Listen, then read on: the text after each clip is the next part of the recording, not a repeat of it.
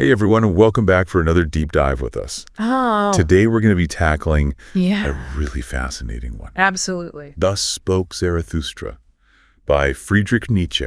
Oh, yeah. One of the most electrifying and sometimes unsettling works in all of philosophy, I think. Yeah, and I think it's one that gets a lot of attention. Yeah. And has for over a century, but I think a lot of people are a bit intimidated by it, or It's dense. So, yeah. It can be really dense and kind of hard to penetrate on first read. Right from the start, we meet this character, Zarathustra, who's like this prophet-like figure who's descending from the mountains after a decade of solitude. Yeah, it's almost like a modern-day guru, emerging from a silent retreat. Right. With a whole new perspective on everything. Yeah, he's up there contemplating life's big questions, and now he's ready to come down and like share his wisdom with the world. That's a great way to put it. And it's interesting the way Nietzsche frames this, because it's not just like a straight philosophical treatise. Oh. It's more like this dramatic delivery of ideas through this really captivating character. And I think it adds another layer to it to kind of think about Nietzsche himself, this guy who lived this kind of modest life, struggled with health issues, kind of this outsider figure. Yeah, he had a really interesting life. Stefan Zweig, who wrote a biography of Nietzsche, described him as this, frail and intense figure writing amidst bottles of medicine, just, really struggling with his health, but still coming up with these incredibly powerful ideas. It makes you wonder, like, how could someone who lives such a seemingly ordinary life come up with such radical ideas? Right. Well, I guess it's a good reminder that groundbreaking ideas can come from unexpected places. So we've got this really interesting character, Zarathustra, delivering these incredibly challenging ideas. And I think one of the most famous that people get hung up on is this concept of the Übermensch, which is translated as the Overman. Right, the Overman.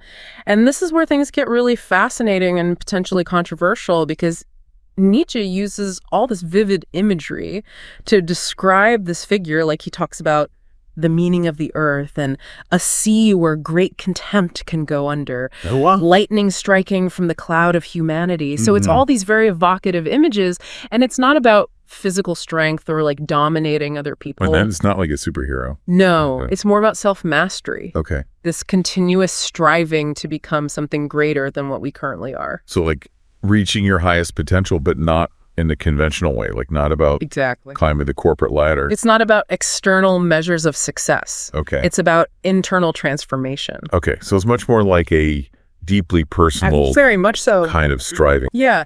And here's where Nietzsche's deliberate ambiguity comes in. He doesn't give you like a clear-cut definition of what the Overman is. Right. It's more like he throws out this idea and says, here you go, wrestle with this and see what it means for you. I feel like that's part of what makes him so compelling, is he doesn't give you the easy answers. Right. He makes you really think for yourself. Yeah, you got to work for it. And he definitely pushes buttons. Oh, yeah. Especially when it comes to conventional morality. Sure. He's famous for, declaring the death of God and just questioning the foundations of traditional religious beliefs. He saw traditional morality, especially the kind based on, religious dogma, as this kind of cage that limited human potential. Interesting. He really believed that relying on these external sources for morality, like a set of rules handed down from on high, that prevented people from developing their own values, their own internal compass for navigating the world. He has Zarathustra say, I beseech you, my brothers, remain true to the earth and do not believe those who speak to you of otherworldly hopes. Poison mixers. Are they whether they know it or not? Wow, yeah. It's like he's saying, stop looking to the heavens for answers. Right. And start focusing on like what it means to be human here and now. Absolutely. He was concerned that people were, so focused on the afterlife and on following rules to get into heaven that they were neglecting this, the potential for living a full and meaningful life here on earth. Right. He wanted to shake people out of their complacency and encourage them to create their own values based on a will to power. Okay, now will to power is another phrase that gets thrown around a lot. Yeah. And I think it's often misinterpreted as meaning like violence or domination. For sure. It's Yeah. definitely a concept that needs some clarification. Yeah.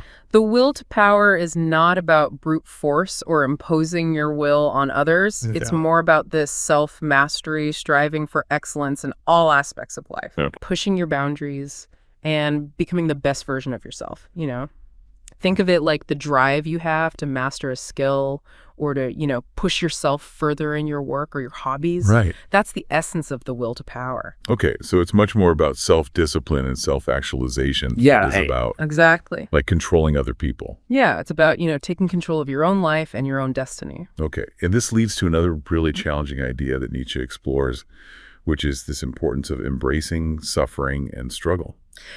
Yeah, he was definitely going against the grain there Yeah. because our culture tends to prioritize comfort and ease, Right. and we try to avoid pain at all costs. Yeah. But Nietzsche saw suffering as a catalyst for transformation. He uses all these powerful metaphors, like he urges his followers to live dangerously, to become warriors for one's thoughts, and to embrace these challenges rather than just seeking a life of ease and comfort. I love that image of a warrior for one's thoughts. Yes, it's a really powerful image. Yeah, it suggests this kind of intellectual fearlessness, Mm-hmm. this willingness to question assumptions and to fight for what you believe in, even if it's unpopular. Absolutely.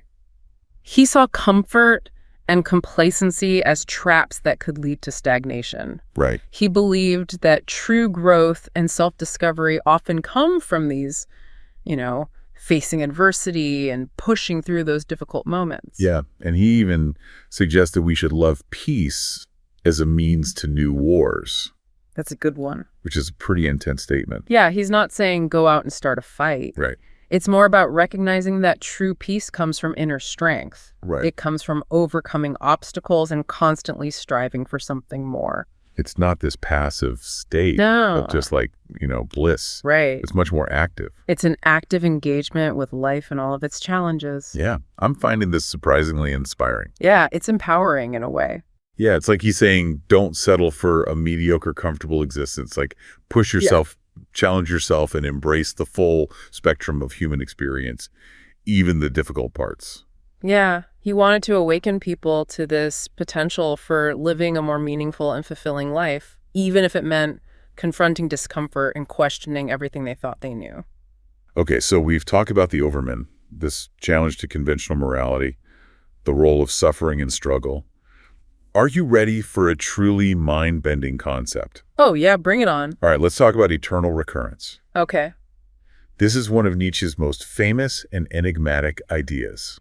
It's the idea that everything that has happened is happening and will happen again in an endless cycle. It's a lot to wrap your head around, It is. but it's so thought-provoking. Yeah, imagine every moment, every choice, every experience just repeating infinitely. Mm-hmm. How does that change your perspective on life right now? Right, if you knew this moment would repeat forever, would you savor it more? Right. Would you act differently? It really forces you to confront how you're living right now.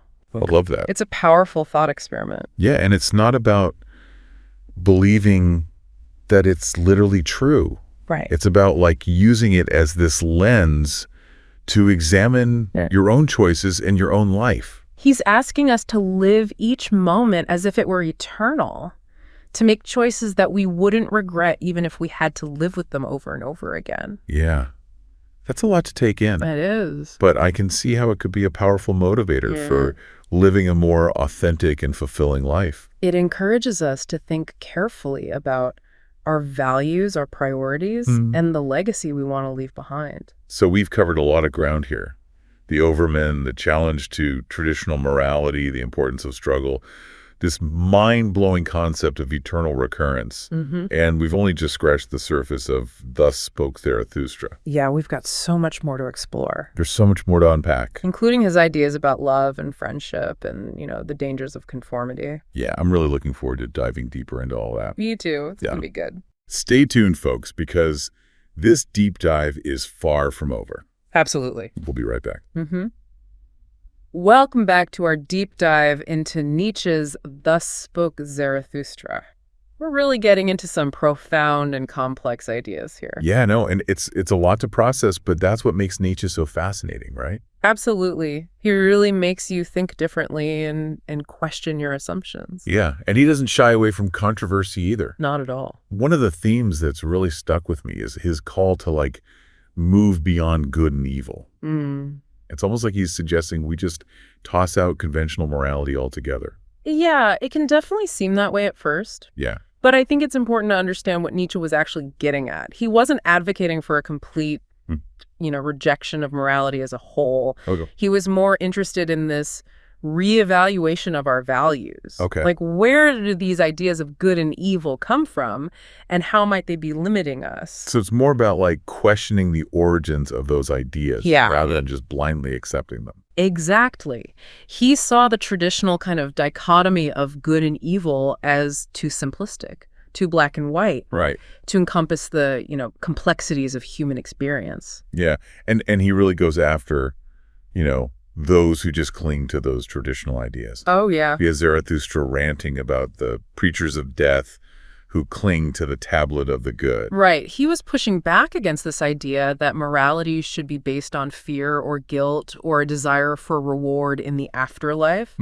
He believed that true morality should be life-affirming, not life-denying. Right. It should empower us to live fully and creatively, not restrict us with all these arbitrary rules and punishments. But doesn't that get a little dangerous? I mean, if everyone just creates their own morality, wouldn't that lead to like chaos and anarchy?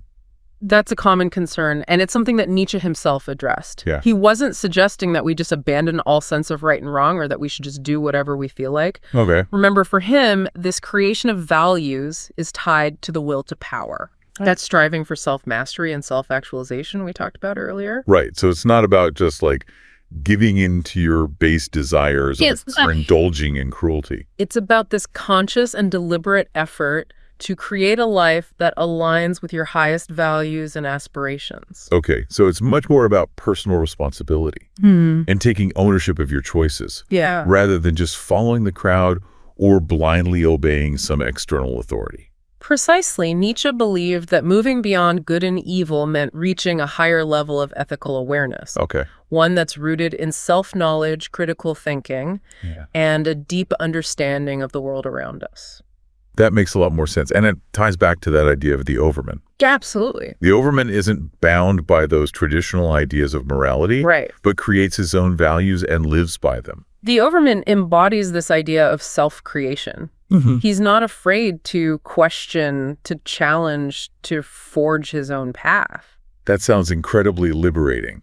It is. But also really daunting. Yeah, it's a challenge for sure. Like, how do we even begin to approach that kind of self-transformation? Well, Nietzsche offers these really vivid metaphors about lions, camels, and children to kind of illustrate this process. Okay, yeah, I remember those. What's that all about? So he describes these 3 stages of spiritual development. The first stage is the camel, which represents the burden of tradition and societal expectations. It's like we're all born into these pre-existing structures. Right. And it takes a lot of effort to even realize that we're carrying those burdens. Exactly. But at some point, we might start to feel the weight of those burdens, to question whether they really align with our own values and aspirations. Yeah. And that's when the second stage emerges, which is the lion. Okay. The lion represents this rebellion against those burdens. Yeah. This fierce determination to break free from those external constraints and assert one's own will. It's that moment when you say, wait a minute, I don't have to accept everything I've been told. I can question, I can challenge, I can create my own path. That's the spirit of the lion. I love that. But Nietzsche takes it even further. Okay. The final stage of transformation is the child. The child, okay. And this might seem surprising, but the child represents this state of innocence, creativity, and a willingness to embrace the unknown. So it's not about like being childish. No. In a negative sense. Right. It's about letting go of the rigidity and seriousness of the lion. Okay. And approaching life with a sense of wonder and playfulness. So after all that struggle and rebellion, you reach a point of like acceptance and openness. Yeah. A willingness to just kind of embrace the mystery and beauty of life. That's a beautiful way to put it. Yeah. And it highlights something really essential about Nietzsche's philosophy. What's that? It's not just about tearing down old structures, Okay. but it's about creating something new, something life-affirming and joyful. So you can't just be a rebel Right. or a critic. You have to build something positive. Right. You have to embrace life with this sense of creativity and wonder. And this leads to another key aspect of his thought, which is this emphasis on embracing like both joy and sorrow, light and shadow creation and destruction. Yeah, he saw life as this dance. Okay. This constant interplay of opposing forces. Mhm. And he believed that true wisdom lay in embracing all aspects of that dance. So don't try to cling to just the good parts or avoid the difficult ones. Embrace it all. And that reminds me of those like dancing songs that Zarathustra sings in the book. They're so full of life and this kind of ecstatic embrace of the moment. Yeah, they seem to capture the essence of what he's talking about. Yeah, they're full of playful imagery and metaphors that celebrate the body, the senses, Yeah. the sheer joy of being alive. One of the lines that really stuck with me is, I dance after you, I follow wherever your traces linger. Where are you? Give me your hand, or only one finger. Yeah, it's like he's dancing with life itself, Yeah. embracing its mystery and unpredictability. Right. And to do that, you need a certain kind of courage, right? Absolutely. Not just like physical bravery, Right. but the courage to face your fears, Mhm. to let go of old beliefs, and to step into the unknown. He saw courage as essential for this process of self-overcoming. Okay. It's the willingness to confront our own limitations, to push beyond our comfort zones, and to embrace the challenges that life throws our way. It's not about seeking out danger for its own sake, Right. but it's about recognizing that growth and transformation often require us to face our fears and step outside of our comfort zones. And this leads to another crucial aspect of Nietzsche's philosophy, What's that? his emphasis on the importance of solitude. Solitude. Okay, that seems a little bit counterintuitive. Yeah. Maybe we've been talking about embracing life, Right. connecting with others, dancing with the unknown. But he saw solitude as essential for self-knowledge and growth. Okay. He believed that we need time alone to reflect, to confront our own inner demons, and to come to terms with who we truly are. It's like that saying, in order to understand the world, you must first understand yourself. Exactly. Nietzsche believed that spending time in solitude allows us to kind of shed the masks that we wear in the world, Right. to confront our shadow selves, Yeah. and to develop a deeper understanding of our own motivations and desires. But he wasn't advocating for complete isolation, was he? No, not at all. But- He recognized the importance of connection, Right. but he believed that those connections should be based on something deeper. So it's about choosing your relationships carefully, Yeah, surrounding yourself with people who challenge you and inspire you to grow. precisely.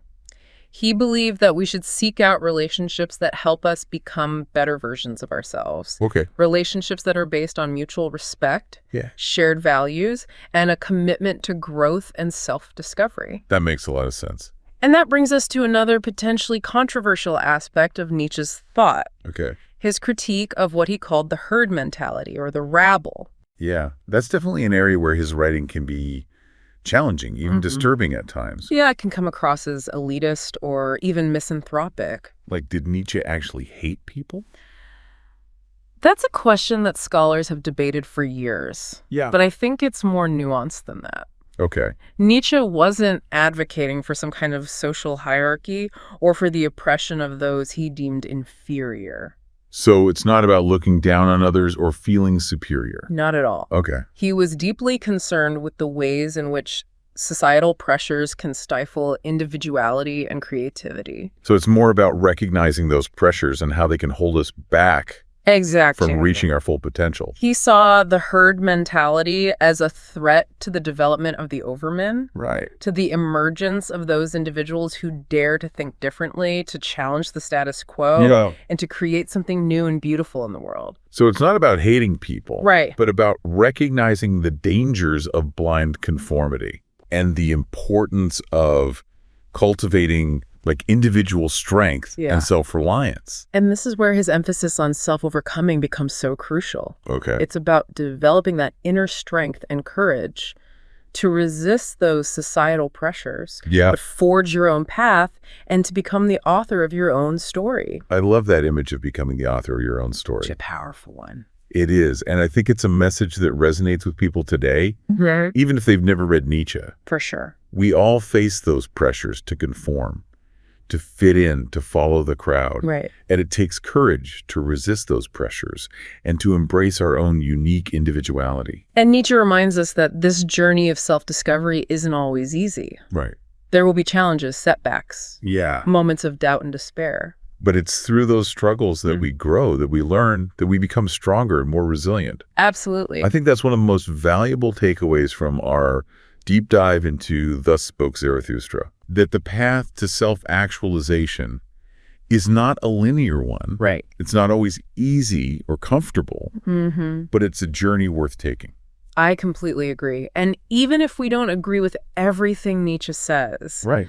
his ideas can serve as this powerful catalyst for self-reflection, Yeah. for questioning our assumptions, Mhm. and for embracing the challenge of becoming who we truly are. Okay, so I think we've covered a lot of ground here. We have. From the Overman to the will to power, from the embrace of suffering to the importance of solitude and authentic connection. We've really explored some of the core principles of Nietzsche's philosophy. But this is just the beginning. There's so much more to unpack in Thus Spoke Zarathustra. Yeah, and I'm excited to keep going. Me too. But for now, let's pause here and reflect on what we've learned. Okay. What are some of the ideas that have resonated most with you so far? Welcome back to our deep dive into Thus Spoke Zarathustra. I'm still processing all the ideas we've talked about. Like, it's really intense. That's a lot. Yeah. It's like he takes you on this like intellectual roller coaster ride, you know? He shakes things up. Yeah. And one of the things that I find so fascinating is how he manages to convey these really profound and challenging ideas in such a captivating way. Like, his use of language is just brilliant. Yeah. He's a poet as much as a philosopher. You're so right. And even when he's talking about like really heavy subjects, you know, like suffering or the death of God, there's this like lyrical quality to his writing. One passage that really stayed with me is from the chapter on the vision and the riddle, where he talks about walking gloomily through the deadly pallor of dusk, gloomy and hard with lips pressed together, and encountering a dwarf who wants to drag him down into the abyss. Yeah, that's such a vivid image. It's like almost cinematic. And it speaks to this central theme in his work, this struggle against nihilism. Right. Against those forces that would kind of pull us down into despair and meaninglessness. And the dwarf represents those negative forces, right? Yeah. Exactly like the weight of cynicism and hopelessness that can hold us back from embracing life fully. And I love Zarathustra's response to the dwarf. He says, "Dwarf, it is you or I, but I am the stronger of us two. You do not know my abysmal thought. That you could not bear." Yeah, it's so defiant. It is. Like he's saying, I'm not afraid to confront the darkness, to look into the abyss and see what's there. It takes courage to do that. It does. To like acknowledge that potential for meaninglessness. Yeah. And to choose, in spite of that, to create meaning and value in our lives. Yeah, it's not about pretending everything's fine or avoiding those difficult emotions. Right. It's about like acknowledging the full spectrum of human experience, including the shadows. Nietzsche's reminding us that true strength isn't about ignoring the darkness. Right. It's about facing it head on and finding a way to move through it. And that connects to his ideas about love and relationships. Yeah, that's another area where he can be pretty provocative. He has some pretty like scathing things to say about conventional notions of romantic love. Oh yeah, he calls love a brief folly and marriage a long stupidity. Yeah, he doesn't hold back, but like with his critique of morality, it's important to look beneath the surface. Right. I don't think he was against love altogether. No, I think he was challenging the shallow, superficial ways in which love is often expressed. Yeah. Particularly in the context of like societal expectations and traditional institutions like marriage. It's not about rejecting love itself. It's about finding a deeper, more authentic way of relating to others. Right. Finding a love that like elevates you. Exactly. That helps you become a better version of yourself. A love that's based on mutual respect, a shared sense of purpose. And a willingness to challenge and support each other's growth. Exactly. That's a tall order. It is. But I think it's something worth striving for. And it's something that resonates with a lot of people, I think. Yeah, we all want to find those deep, meaningful connections that help us grow and evolve. And that brings us back to his critique of the rabble or the herd mentality. Right. And that can be a really tough one to grapple with. It can be. It can seem really elitist or even misanthropic. Yeah. Like, did he actually hate people? Right. It's a question that's been debated, but again, I think it's more nuanced than that. I don't think he was advocating for some kind of social hierarchy. No. Or like the oppression of those he deemed inferior. He was more concerned with the ways in which societal pressures can stifle individuality and creativity. Yeah, like we all have that potential for greatness within us, but it can be suppressed by like conformity. Right. And the need for approval from the masses. He saw the herd mentality as a threat to the development of the Overman. To those individuals who dare to think differently. To challenge the status quo and to create something new and beautiful in the world. So it's not about hating people. Right. It's about recognizing the dangers of blind conformity. And the importance of cultivating individual strength and self-reliance. And that's where his emphasis on self-overcoming is so important. Exactly. It's about developing that inner strength and courage to resist those societal pressures. To forge your own path. Yeah. And to become the author of your own story. It's a powerful message. It is. And it resonates with people today, I think. Yeah. We all face those pressures to conform. Right. To fit in. It's to follow the crowd. And it takes courage to resist those pressures and to embrace our own unique individuality. And he reminds us that that journey isn't always easy. No, it's not a straight line. Right? It's going to have challenges and setbacks. Moments of doubt and despair. But it's through those struggles that we grow and learn. And become stronger and more resilient. This has been an incredible journey. It has. And I know we've only scratched the surface. Yeah, there's so much more to explore. Of this book and of Nietzsche's ideas in general. But hopefully we've given you a taste of what makes his work so compelling and thought-provoking. And if you're feeling inspired to delve deeper. Yeah, I encourage you to pick up Thus Spoke Zarathustra. It's an amazing book. And go on your own adventure with it. Absolutely. Thanks for joining us on this deep dive into the mind of Friedrich Nietzsche. It's been a pleasure. Until next time, keep questioning, keep exploring. And keep becoming. We'll see you then.